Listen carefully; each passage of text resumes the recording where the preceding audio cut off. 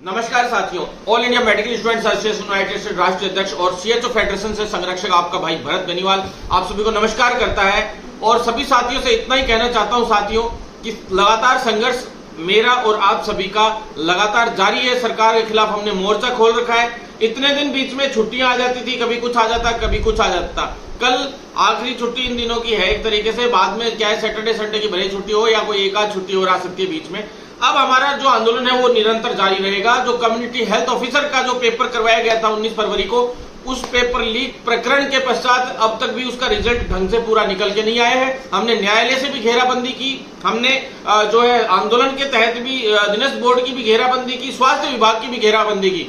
ऐसे में उच्च अधिकारियों से भी मिले, केंद्रीय मंत्री जी से भी मिले, राजनीतिक जो अप्रोच हो सकती थी एक तरीके से मुख्यमंत्री तक जाने की और मुख्यमंत्री जी तक बात रखने की, उसको भी हमने रखा। मुख्यमंत्री जी ने इस मामले को भी संज्ञान में लिया। जो दिनेश बोर्ड है उससे भी पूरी रिपोर्ट मांगी और एसओजी से भी सारी रिपोर्ट मांगी है। ऐसे में दोनों को बुलाकर एक जो बीच का जो रास्ता इनको निकालना था कि भाई हाँ ठीक है पेपर लीक हुआ है, साफ साफ इसमें प्रकरण हुआ है पेपर लीक का, तो ऐसे में जो है साफ सुथरे तरीके से ये था कि पेपर रद्द करना है नहीं करना है, इस पर निर्णय लेना था। और आपको मैं बता देता हूँ पेपर लीक कुछ स्तर पे हुआ है, सभी को पता है इस बात का। 5 से 6 हजार लोगों तक ये पेपर कम से कम पहुंचा है, इससे ज्यादा ही लोगों के पास पहुंचा है, क्योंकि परसेंटेज का भी ये लोग देख रहे हैं कि किस तरीके से परसेंटेज इसमें बन रही है लोगों की, उसका भी पूरा ये क्राइटेरिया निकाल रहे हैं। तो ऐसे में मेरे बोर्ड के सामने जब बात रखी थी तो पेपर का भी हमने बताया था कि लेवल बहुत सॉलिड था और उस लेवल सही होने की वजह से, अच्छा लेवल का पेपर होने की वजह से इसमें क्या है जो परसेंटेज है,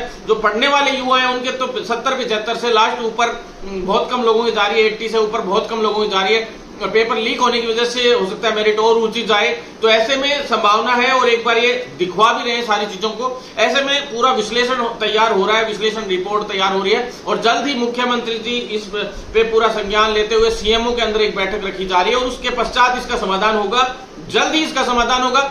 लेकिन मैं चाहता हूं कि सरकार इसका जल्द से जल्द समाधान करे, क्योंकि आपको पता है कि इस भर्ती को निकलवाने के लिए यहां से साइकिल यात्रा से पहले भी हमने पूरी फाइल चलवा दी थी। पूरी भर्ती पिछली कंप्लीट हुई थी, उसके दूसरे दिन से मैं नई भर्ती के लिए आंदोलन करने लग गया था और 3500 की भर्ती हम लोग आंदोलन करके स्वीकृत करा के लाए थे, पूरे के पूरे पद।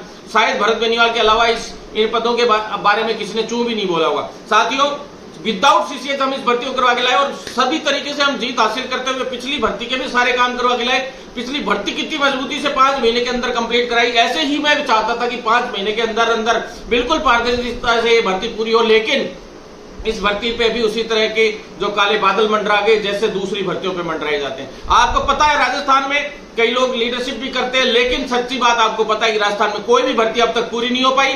इस भर्ती को भी मैं पूरी कराकर छोड़ूंगा, जैसे वीडियो को कराया। अनुदेशक भर्ती भी लगभग कंप्लीट करवा के ले आए, आप सभी को पता है साथियों। गिनी चुनी भर्तियों में मैं इन्वॉल्व हुआ।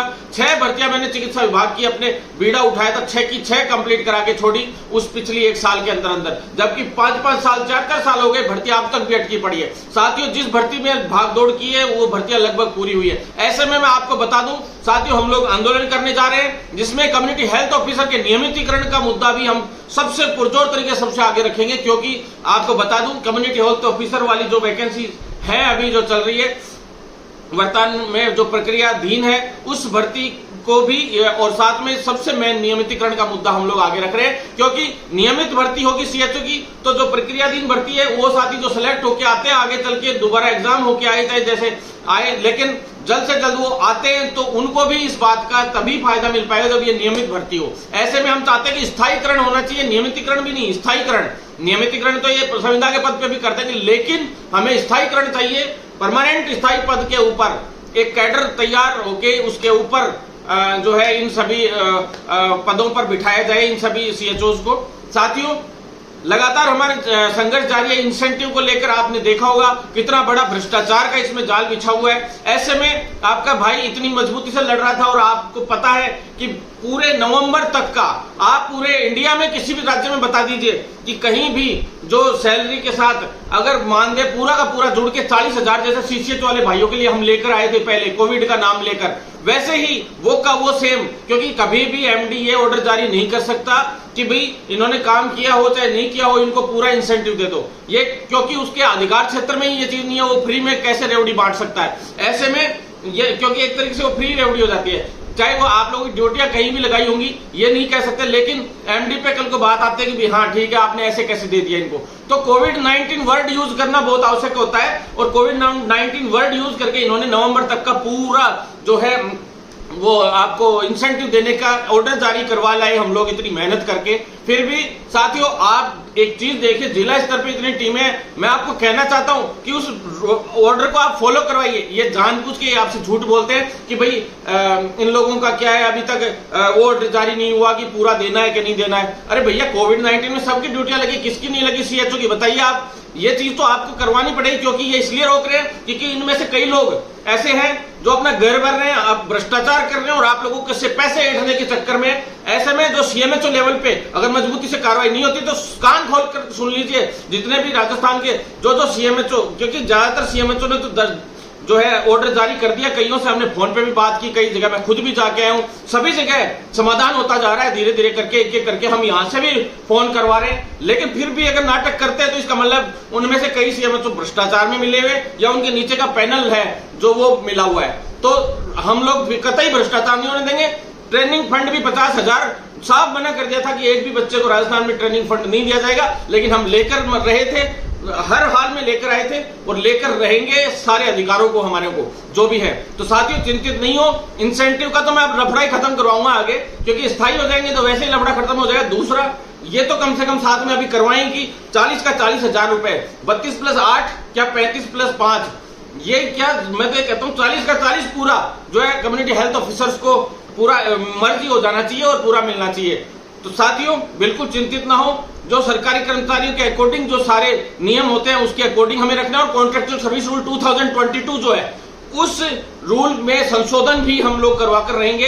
हालांकि स्थायीकरण का तो चल ही रहा है, साथ में इसको भी दोनों हाथों में लड्डू रखना चाहिए, तो इस हिसाब से हम इसमें भी संशोधन करवा रहे हैं और बहुत जल्द आपके लिए पॉजिटिव खबर लेकर आएंगे। कैडर निर्माण की भी फाइल शुरू हो चुकी है, आप बिल्कुल चिंतित ना हो, हम बड़े स्तर पे भागदौड़ करें, क्योंकि एक कैडर का निर्माण होने में 2-2 साल 3-3 साल लग जाती है। तो मैं आपको कहना चाहता हूं आप साथ देंगे तो ही होगा, हथेली पे सरसों कभी नहीं उगती है। आप चाहो कि कल की कल भरत बेनीवाल सब कुछ कर दे तो ऐसा संभव नहीं है। मैं मेरे पूरे तन मन धन से, कई लोग कह रहे हैं कि अभी सीएचओ के 1-2 लोग कह रहे थे, बोले सीएचओ के मुद्दे कम उठा रहे बस। अरे भैया सीएचओ के अलावा मेरे वर्ड नाम बता दीजिए कि भाई मैं कब, सीएचओ का वर्ड तो आ ही आएगा हर रोज हम लोग इतनी मेहनत करके।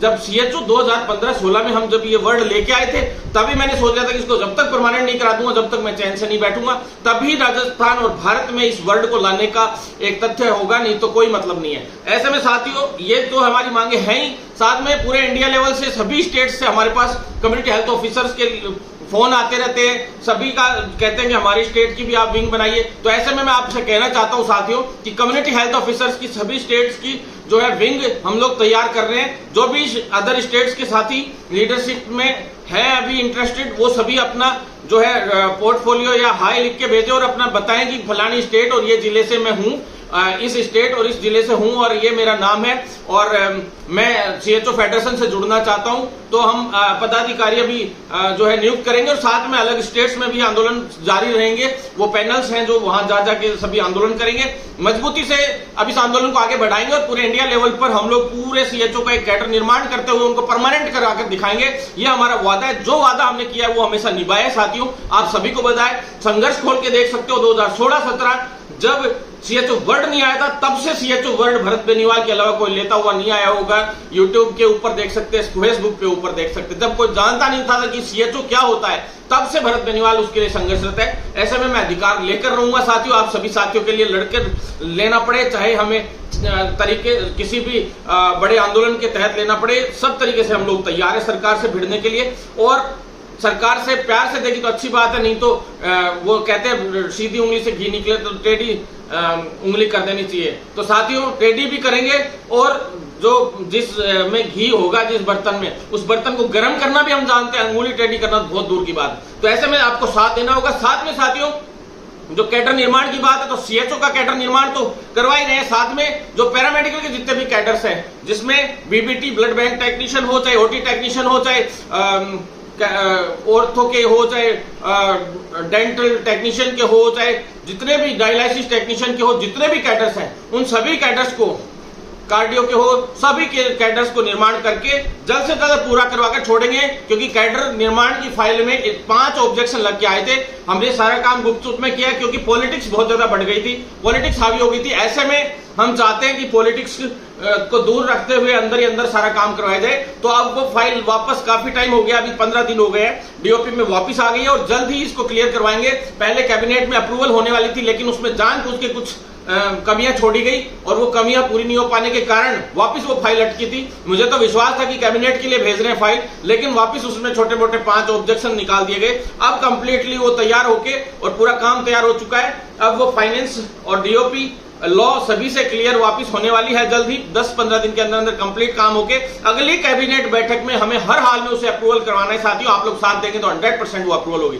साथ में साथियों, नर्सिंग ऑफिसर की भर्ती जो लिखित परीक्षा से कराने की बात थी, फार्मासिस्ट भर्ती जो लिखित परीक्षा से कराने की बात थी, एएनएम की भर्ती हो चाहे पैरामेडिकल की, लैब टेक्नीशियन और रेडियोग्राफर की, सभी भर्तियां लिखित परीक्षा से कराने की बात थी। उसके लिए ये वीडियो सबसे अहम है साथियों। महाअभियान हम लोग शुरू कर रहे हैं और ये सभी मांगे जो है, इन सभी मांगों को लेकर साथ में नर्सिंग ट्यूटर्स की भर्ती, प्रोफेसर, एसोसिएट प्रोफेसर की भर्ती, प्रिंसिपल, वाइस प्रिंसिपल की भर्ती, आयुर्वेद डॉक्टर्स की भर्ती, डेंटल डॉक्टर्स की भर्ती या जितने भी चाहे आयुर्वेद नर्सेस की भर्ती हो, सभी को लिखित परीक्षा से और नई भर्तियां निकालने के लिए बड़ा अभियान हम लोग चला रहे हैं। और इस बुधवार से इन सभी मांगों को लेकर हम लोग, चाहे पेपर लीक की बात हो, चाहे भर्तियों में फर्जीवाड़े की बात हो, चाहे इन सभी मांगों को लेकर, साथ में जो है सीएचओ की विभिन्न मांगे हो, चाहे कोई काउंसिल नहीं बनी है, जैसे फिजियोथेरेपी काउंसिल नहीं बनी अभी तक, उनकी मांगे हो, इन सभी मांगों को लेकर, टीचर्स की मांगे हो, ट्यूटर्स की मांगे हो, सभी मांगों को लेकर लगातार हम जो संघर्ष कर रहे थे उसको एक बड़े आंदोलन का रूप देने जा रहे हैं। और इस बुधवार से आप कान खोल के सुन लीजिए साथियों, वीडियो ज्यादा से ज्यादा शेयर कर दीजिएगा। इस बुधवार से हम लोग गणेश मंदिर अभी यहां से पैदल यात्रा करेंगे, जो सोडाला से, स्वेज फार्म से, और यहां से पैदल यात्रा होते हुए सीधा जो है गणेश जी के मंदिर तक जाएगी, क्योंकि इस बुधवार को हम ज्ञापन सौंपेंगे गणेश जी मंदिर के अंदर इन सभी मांगों को लेकर भगवान गणेश जी को। और उस आंदोलन की शुरुआत करेंगे, जो तांडव आंदोलन, गदर आंदोलन जो हम शुरू करने जा रहे हैं, उस गदर आंदोलन की शुरुआत बुधवार को हो रही है। काफी समय से मैं कह रहा था एक आंदोलन शुरू करने जा रहे हैं, तो गदर एक महाआंदोलन के रूप में शुरू कर रहे हैं। साथ ही इस बुधवार को हम लोग ज्ञापन सौंपेंगे गणेश जी को, और उसके बाद हम अगले दिन वहां से मंदिर से जो है 11 साथी लोग उस दिन जो है स्वास्थ्य विभाग तक जाकर अधिकारियों को अंतिम बार ज्ञापन देंगे। इसके बाद हम कभी ज्ञापन देने नहीं आएंगे इन भर्तियों से संबंधित। ज्ञापन ही नहीं, हम अपनी मांग पत्र सौंपने जाएंगे।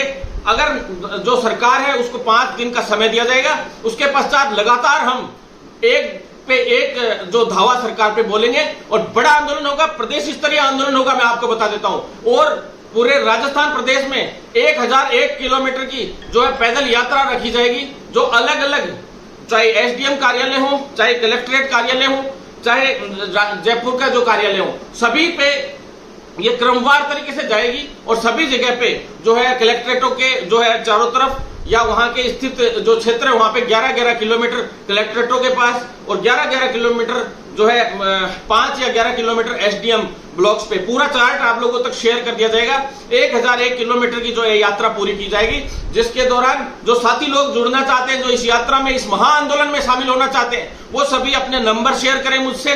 साथियों, चिकित्सा विभाग को बदलने का ये मान लो आखिरी मौका है, क्योंकि अब समय आ गया है, हमें जगना पड़ेगा, बढ़ना पड़ेगा और इन सरकारों के खिलाफ लड़ना पड़ेगा। यह आखिरी मौका है साथियों, अपने अधिकार को हासिल करने का यह आखिरी मौका है। ऐसे में मैं आपसे कहना चाहता हूं, या तो आप भरत बेनीवाल का इस बार साथ दे देना, नहीं तो फिर भूल जाना कि आगे कोई परिवर्तन होंगे, आगे कोई अपग्रेडेशन इस मेडिकल फील्ड में होगी। चिकित्सा विभाग से मैं कहना चाहता हूं, डॉक्टर्स की स्ट्राइक हो गई, मेडिकल विभाग के जितने भी चिकित्सा विभाग के प्राइवेट हॉस्पिटल्स हैं, मैं उनसे कहना चाहता हूं, आप लोग अपने अधिकारों के लिए रोडों पे आ गए। क्या आपने कभी अपने से नीचे के जितने स्टाफ है, जो पैरामेडिकल स्टाफ है, नर्सिंग स्टाफ है, जो फार्मेसी के स्टाफ है, सभी की कभी सोची है? एक स्वीपर की सोची है, कभी गार्ड की सोची है जो हॉस्पिटल में काम करता है? आप 5-5 हजार में उनका शोषण करते हो, 7-7 हजार में उनका शोषण करते हो। नहीं होने देंगे, बिल्कुल नहीं होने देंगे। जितने भी प्राइवेट हॉस्पिटल्स है, मैं उनसे भी कहना चाहता हूं, जो युवा साथी उनमें कार्यरत है, कर्मी है, अरे क्या हो गया जो 10 हजार की नौकरी चली जाएगी प्राइवेट सेक्टर की, लेकिन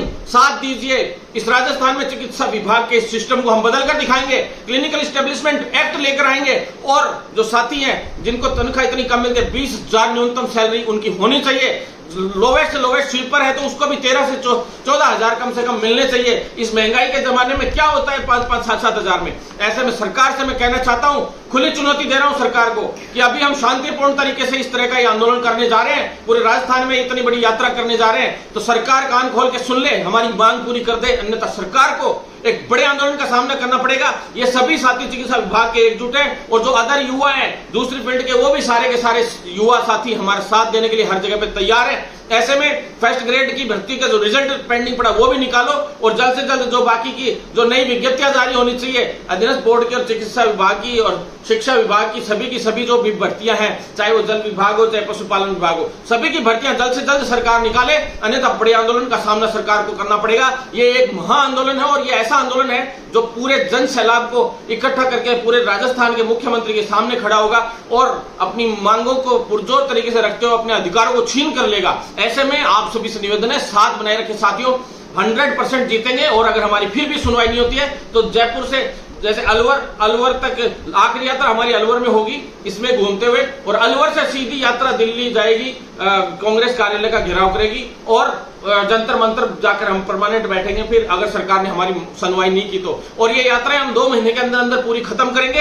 ऐसे में 2 महीने के अंदर अंदर सरकार हमारे को बार बार वार्ताओं पे भी बुलाएगी और वार्ता पे मैं कह रहा हूं कि आप समाधान कर देंगे, हम आपके कहीं भी नेगेटिव नहीं करेंगे, उल्टा आपका फायदा करेंगे। लेकिन अगर हमारी मांगे पूरी नहीं होती है तो राजस्थान सरकार को, जो मुख्यमंत्री जी अशोक गहलोत है, उनको इतने बड़े विरोध का सामना करना पड़ेगा, चुनाव हो चाहे कुछ भी हो, इतने बड़े विरोध का सामना करना पड़ेगा जो कोई सोच भी नहीं सकता है। तो साथियों, इस बुधवार से महाआंदोलन शुरू होने जा रहा है और इस बुधवार को ही हम पूरी रणनीति आपको विद चार्ट आपके साथ शेयर करेंगे। वीडियो को ज्यादा से ज्यादा शेयर कर दें ताकि हर एक युवा साथी के साथ, हर एक चिकित्सा विभाग के साथी के पास ये वीडियो पहुंचे। धन्यवाद साथियों, इनकलाब जिंदाबाद।